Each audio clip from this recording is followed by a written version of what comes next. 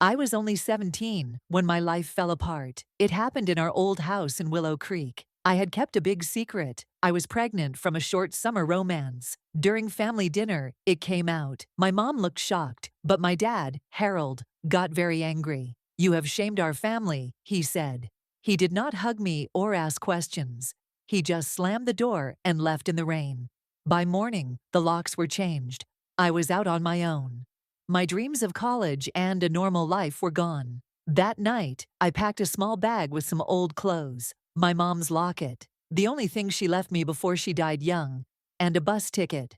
I hitchhiked to Riverton, a small town 2 hours away.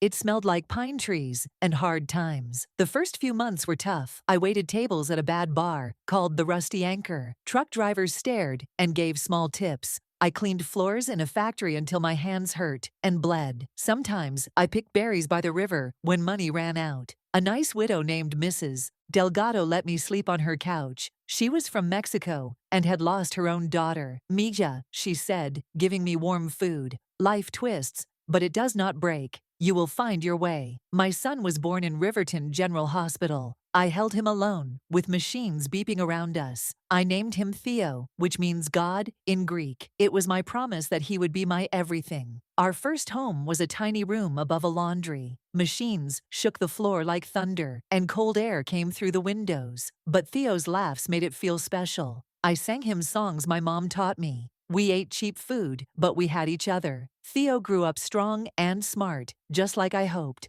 I did not tell him bad things about Willow Creek. I told him fun stories instead. At 10, he fixed old radios from trash piles. His small hands made them work like magic. At 12, bad luck hit. A big fire burned half of Riverton. It killed Mrs. Delgado and took my job. I felt so sad, but Theo pulled me to the river one morning. "Mom, she taught us to go around the hard parts," he said. We threw rocks into the water. We started over. I helped rebuild houses with a group. Theo learned from Mr. Harlan, an old car fixer with a bad leg and funny war tales.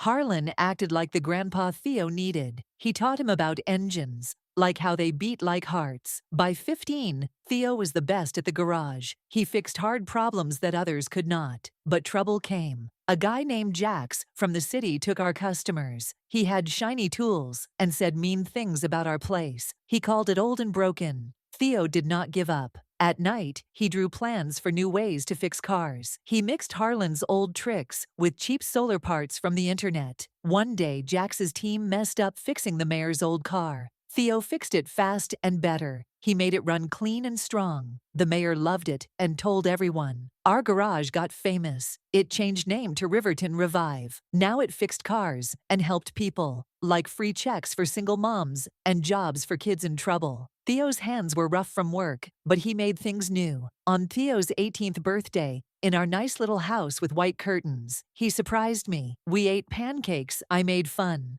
He looked at me with his kind eyes. "Mom, my gift is for us. Drive me to Willow Creek. I want to meet Grandpa Harold. Not to be mad, but to end the old pain." My heart beat fast. I never said bad things about Harold, but Theo guessed from my quiet talks. We got in my old truck.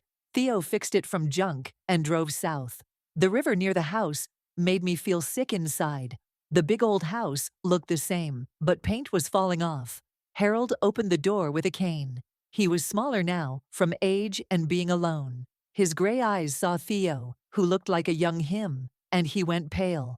Theo gave him a tin box with a piece of chocolate cake and a candle. "Happy late birthday, Grandpa," Theo said. "It's from the life you started, even if you did not want to." Harold shook a little. Theo told our story. He talked about the fire, the mean rival, and how we built the garage to help others. "Mom showed me engines and people change and get better. You sent her away, but it made her strong. I forgive you for her hurt, the lost years, and what you could have been if sorry did not eat you up." We walked away. The river sounded like it was saying, "It's okay." Theo held my hand. "I let it go, Mom. Life twists. You can too, when you want." Driving home, I looked back. Harold stood there, holding the box tight. The candle was not lit, but maybe it would be soon. Looking back over 20 years, I see we did not just live through it. We changed it into something good. Kicked out of Willow Creek, Elena and Theo got tougher. We turned hurt into help. We had Harlan's wise words, Mrs. Delgado's food and lessons, and even Jax's sorry handshake that made the town friends. That box opened a small door, not to old times, but to new chances. The best families are made again, one kind act at a time.